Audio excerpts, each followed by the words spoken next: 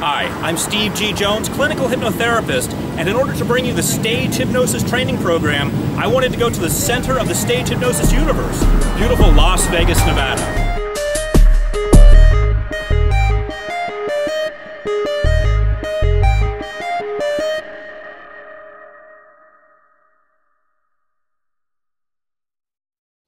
I want to talk in this module about supplies. Now in later modules I'm going to talk specifically about sound and lighting requirements, but for right now I want you to have a general idea of the supplies that you're going to need.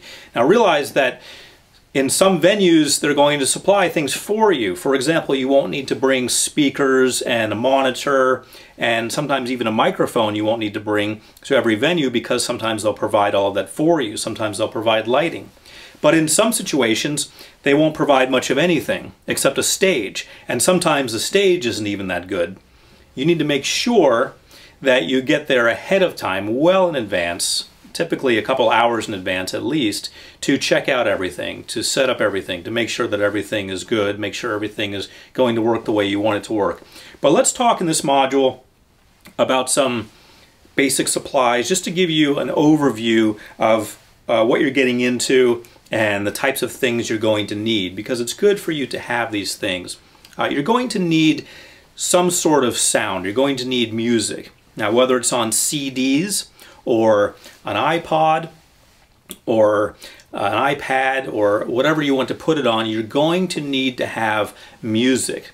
Now, typically, a stage hypnotist will have a couple of CDs if they want to put things on CDs. They'll have two different CDs. One would be pre-show music, music that gets people pumped up, and we'll talk about this later on in detail. The other CD would be music for during the show, the relaxing music, the music for the different routines and so forth. So two CDs, or you can have all of this on an iPod or something like that where you have it divided into different folders. You're also going to need approximately 4 black cloths. Now you may need more than that in bigger audiences. You may want to keep about 10 of them on hand. Now why are you going to need these? And these are simply towels or blankets, whatever you want to call them. It could be a bath towel or a beach blanket, but they're black. Notice that they're black, and these are nothing more than towels. It can also be used as beach blankets. So it's not anything special. It's not a specialty item that you would need to go to a stage hypnosis shop for. I'm not aware of any physical stage hypnosis shops, but you wouldn't even have to go anywhere online to get these. You could just go to your local store, any kind of retail store. They usually carry towels, and get one. Now, why do you need these? These are for women, and this is very prevalent in Vegas when women are wearing short skirts and they come up on stage and they're sitting in the chair, and it wouldn't take much for them to move in a certain way where the audience gets a clear view of something that that person would probably not want them to have a clear view of. And you also have to realize that in many cases you are recording. You're making a video recording of the show. Hopefully in all cases you are, but sometimes in corporate venues they don't want you to record the show. So in many cases you're recording it, and then you're selling recordings of the show afterwards. We'll talk about that later. You wouldn't want to have a person say, you know, don't make any duplicates of that because I was sitting with my mini skirt and things were not quite right and I don't want that out there. You don't want to have that kind of a situation. The cloth gets you out of that. When a woman sits on stage and she's wearing a mini skirt, you simply drape this over her. That's all you do. It hangs over her knees. It covers everything. At some point in the show, she will actually get up to do a routine. The cloth will fall off. You put the cloth back on. So now I'm going to demonstrate how to simply drape something over a woman if she wears a miniskirt. Now, you're not wearing a miniskirt, but we're going to pretend that you did. I'm back here. I normally wouldn't be back here. This is normally something the assistant would handle, but for educational purposes, I'm going to stand back here while it's done. So let's assume that she has a miniskirt on.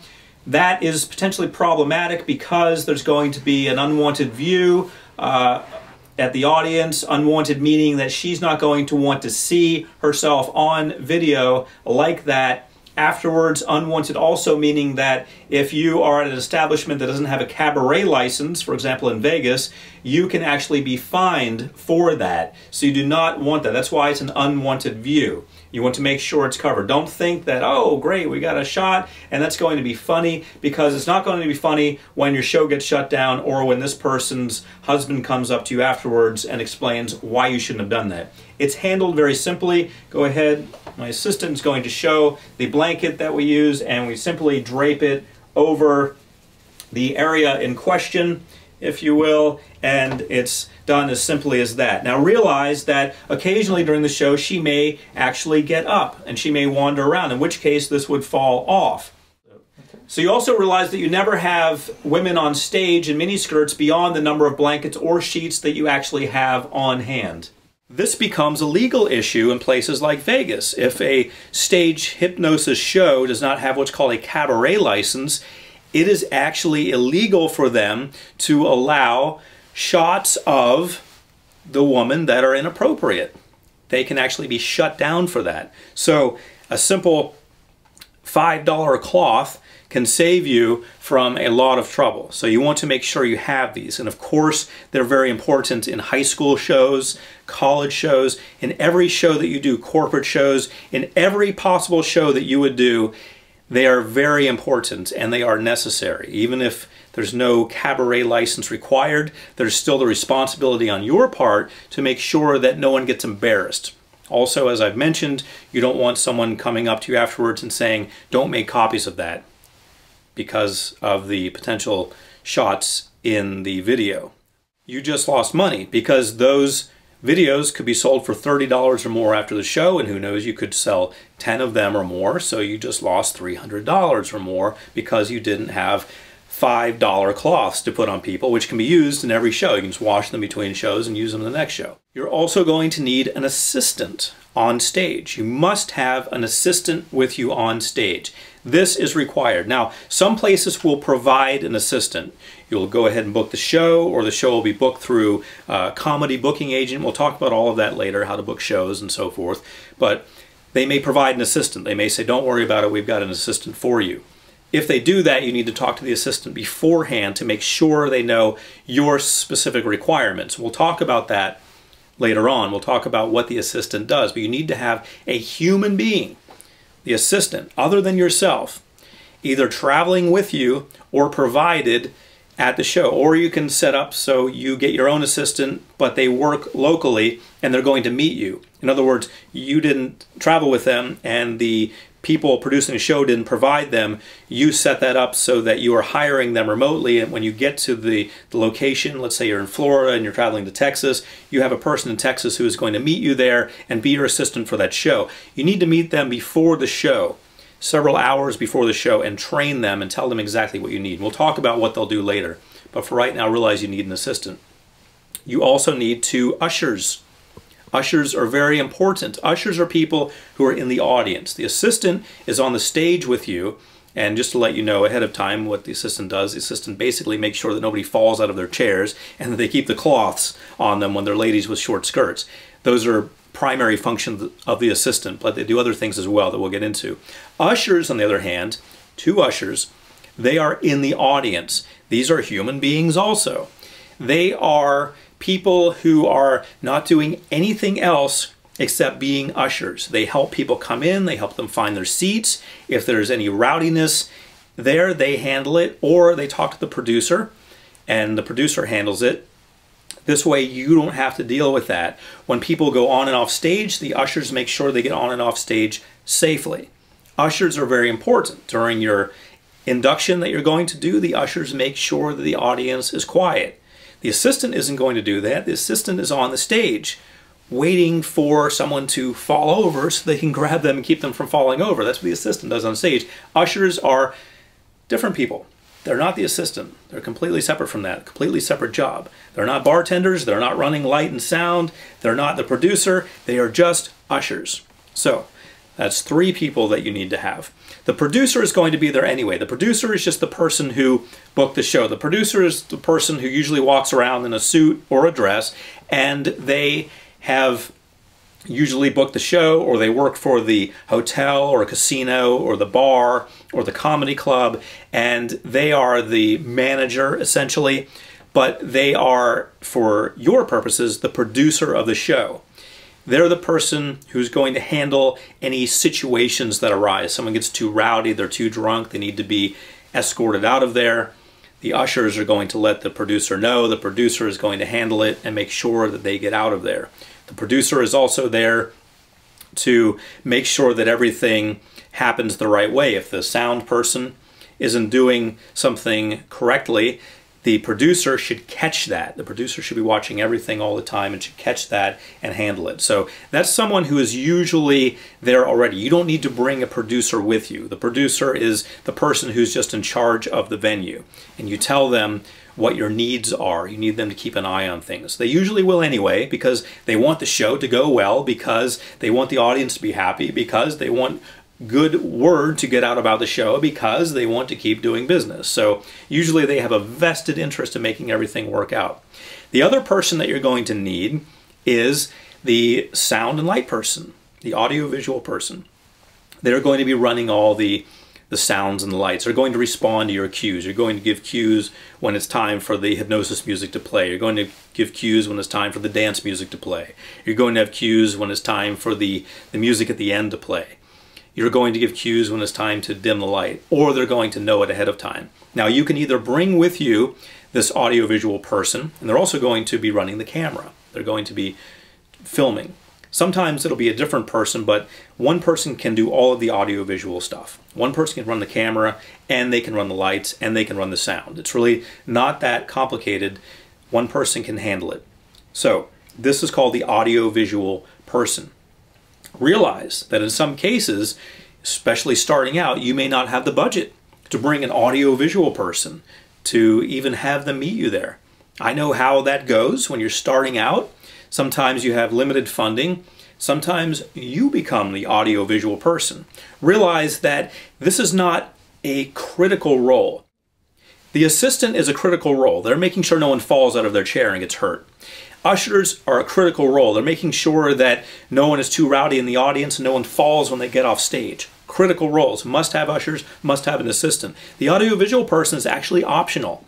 You can set up a camera ahead of time and it can film everything. You can just press record and let it run the whole time. And you can run the lights and the music yourself. You can have an iPad that controls the music, that's tied to your sound system, that runs everything. You can also control the lights with a switch on stage. So you can run that.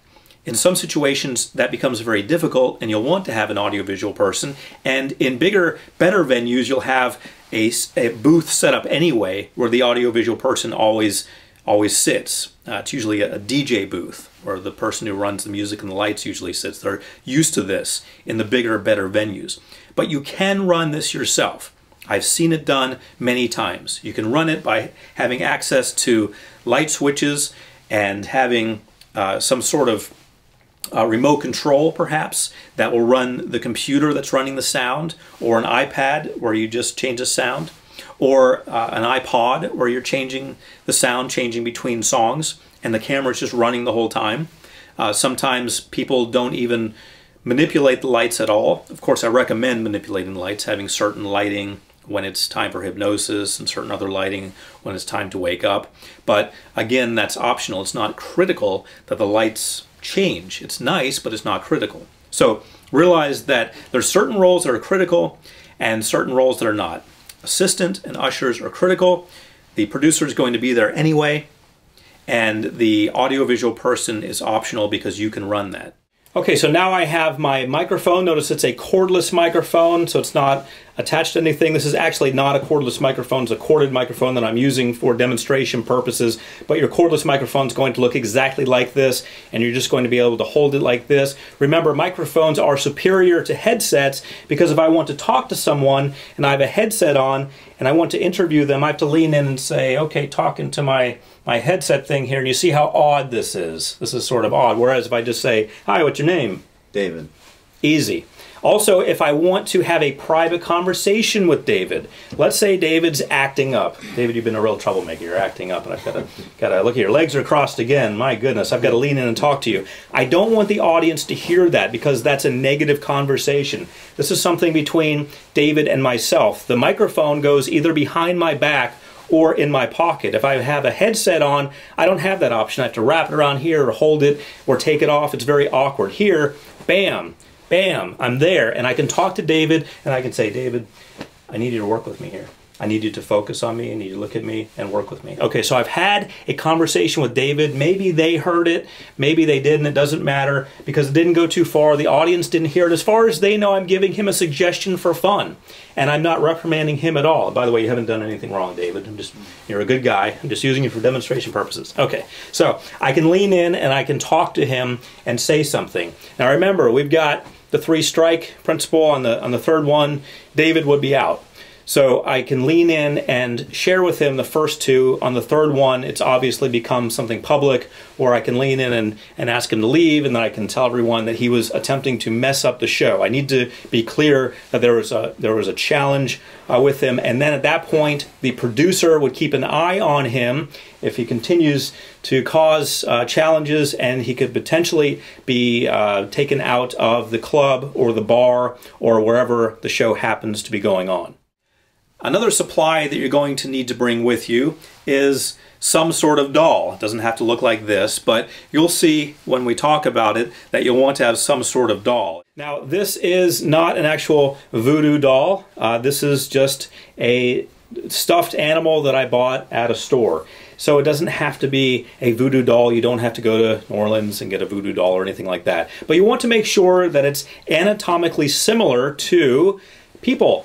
A head, arms, legs, and a torso, so that it makes sense to them. So that if I were to tell them that every time the voodoo doll does this, they do it also, they would be able to understand that and respond appropriately. So I'm going to move behind the committee members now. Generally, I would be in front like this, holding up the voodoo doll like this, and everyone would be responding. For video purposes, I'm going to move behind the committee members so that you can see them. Notice my assistant is still here monitoring everyone to make sure that we have compliance and watching vigilantly at all times to make sure that no one is falling out of their chairs. Okay, so you only want to have the voodoo doll do certain things.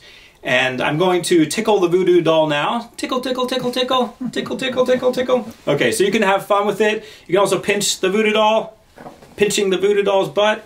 Okay, so you can get a reaction from them like that. So at any time you can pick up the voodoo doll and have some fun with it. You can tickle the voodoo doll, you can pinch the voodoo doll. You do not subject the voodoo doll to extreme pain. You do not put a lighter under the voodoo doll. You do not bang the voodoo doll's head around. You do not throw the voodoo doll around. You do not make the voodoo doll hit its head. You do not do anything like that. The most extreme you do is to perhaps pinch the voodoo doll, which is very entertaining in a stage hypnosis show, tickle the voodoo doll, or have the voodoo doll move its appendages or its head. Also, you want to make sure that you always have duct tape with you. Duct tape is very important in a lot of things that you'll do in life. It's very helpful when the MacGyver in you kicks in and you want to fix something. But on stage it's very important because you're going to have to tape down wires in many cases. And many venues you go to, they'll have exposed wires that would allow someone to easily trip over them. And we don't want anyone getting sued, and we'll talk more about legalities later. But you want to make sure that in your supplies you have duct tape to cover any wires. And as we go through the program, I'll point out other things that you need to bring as well. You also need to have chairs like these. These chairs are great because notice they have no arms.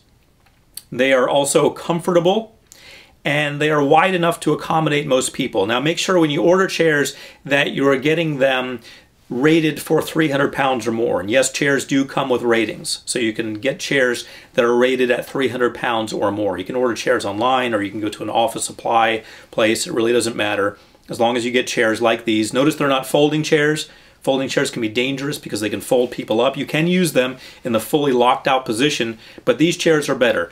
No armrests so that people can lean over on each other, which they'll have to do. And they're not folding chairs, and they're comfortable, and they're sturdy. And they're not on swivels. So you're going to need to set up your chairs. If you brought chairs, some stage hypnotists bring with them chairs. If they're traveling by driving, they can bring 10 or 20 chairs with them. If the place has provided chairs, you need to make sure they're appropriate. Remember that folding chairs can fold up on people. Someone can sit in a folding chair, and the folding chair can get them sort of like a Venus flytrap. It can fold up on them. You need to make sure that they're in the fully locked out position if you're going to use folding chairs. Sometimes you've got no other option other than to use what they provide with you because you've gotten there, there's no supply place nearby, perhaps they told you they would have non-folding chairs, but they don't have non-folding chairs, they just have folding chairs. That's what they use, so you've got to go with them. You can go with them, just make sure that you test them and make sure that you test every one of them and that nothing's going to fold up on anyone. Ideally, you would use the chairs that I suggested, which are soft, comfortable chairs. They're rated for 300 pounds so they can hold larger people, and they've got no arms so that people can lean over on the person on either side of them, which is going to happen a lot, by the way, in a stage hypnosis show. You'll have people leaning to one side or the other. They've got to be able to do that without injuring themselves or being uncomfortable with the arm of the chair. So no arms on the chairs. Now we're going to talk more specifically in the module about sound and in the module about lighting. We're going to talk more specifically about those things, but realize that there is a general layout to everything. As you can see in the layout, the stage is at the top and the audience is at the bottom. There's a line between the two, or you see that dark line in the middle of the diagram. That's the dividing line between the stage and the audience. At the very top, you see blue light. You're going to want to have a blue light for the hypnosis part. It doesn't have to be blue, but blue is a wonderful, relaxing color. When all the lights go out, the blue light comes on the stage only, and it's rather dim. And that signals that it's time for the induction. It's only for the induction part of the hypnosis session. Next, down on the layout page, you'll see the assistant. Notice the assistant is behind the committee. The committee, the circles, are the people on stage who have volunteered to be in your show, and they are seated in chairs. The assistant stands behind the committee at all times. Why behind? Because if he or she were in front of the committee, he or she would be blocking the view of the committee. Also, from behind, the assistant can easily grab someone's shoulder and pull them back into their chair if they start to fall over. This is a major function of the assistant, to reach forward, grab someone's shoulder, and pull them back in their chair. This is actually the majority of the assistant's job, aside from making sure that no one falls over to the left or the right. Also, you'll notice on either side of the committee, you have a speaker. These do not have to be exactly in that position. I put them there in the diagram to show you that you need to have a couple of speakers on stage. These speakers broadcast outward to the audience. And then you see the hypnotist, that's you, and then below that you see the monitor speaker. The monitor is facing toward the committee so that you and the committee and the assistant can hear everything that's going on. You want the committee members to be able to hear what you're saying. If you just have a microphone and you're broadcasting out through your speakers to the audience, and if you are at one end of the committee, people at the other end of the committee may not hear you. With a monitor, you make sure that everyone can hear you all the time. You'll also notice on either side of the monitor you have lights. The people in the audience must be able to see what's going on stage at all times. Now you see the dividing line between the stage and the audience. Then we get into the audience. You notice we have an usher on either side. That's where they should stand when they're not doing anything else. They should stand on either side of the audience, and their job is to watch the audience. And when someone comes on or off stage, their job is to help that person on or off stage. Then you have the audience. The audience won't always be just a small group of people seated right there. Sometimes it will be thousands of people. Sometimes stage hypnosis audiences are 20,000 people or more. Sometimes they're only 20 people. It depends on the venue. Next, you'll see additional speakers on either side. These are for larger audiences, where the audience goes back further. You will need additional speakers so that the people in the back can also hear your show. Rather than increasing the volume of the speakers on the stage, just have additional speakers that will accommodate the additional people in the audience. Next, you see the producer. The producer doesn't necessarily have to stand right there, but the producer will be in the audience, usually standing behind the audience, sometimes mingling with the audience. His or her job is to make sure that everything is running smoothly. If there's any kind of an issue with a circuit breaker going out, for example, or the sound not being up to par, or a lighting issue, or a sound outside that needs to be dealt with, or a person who has been drinking, the producer deals with all of that, sometimes with the help of the ushers, but really the ushers need to stay near the audience and stay available to help people on and off stage. So ushers are not very helpful when it comes to getting people out of the show once the show has already started. That's the job of the producer, to escort people out of the show if they actually need to be removed from the audience for being too drunk, for example. Or if a circuit breaker goes out, an usher would not go find the circuit breaker box, neither would the audio-visual person. So they're handling everything that has to do with audio or visual effects. Plus, I want to point out that they are the lighting person also, so they are responsible for making sure that the stage is lit well at all times, that the audience can see what's going on the stage at all times. So now you understand all of the components of the stage hypnosis show, the supplies, if you will. Some of the supplies are actually human beings. We need to have humans on board in order to make this happen.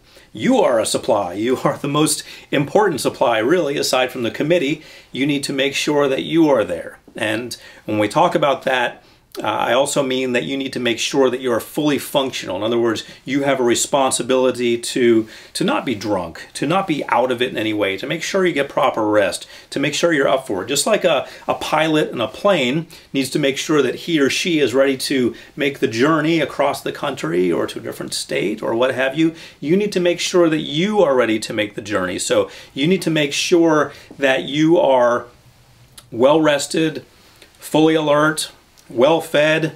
You need to make sure that you're ready for this and that you're in a fun mood. So get yourself pumped up ahead of time, because you can make the difference between a show that's wonderful and a show that's not so wonderful. So get yourself in the mood beforehand, get yourself pumped up. And while you're doing that, while you're thinking of that sort of thing, I want you to get ready for the next module.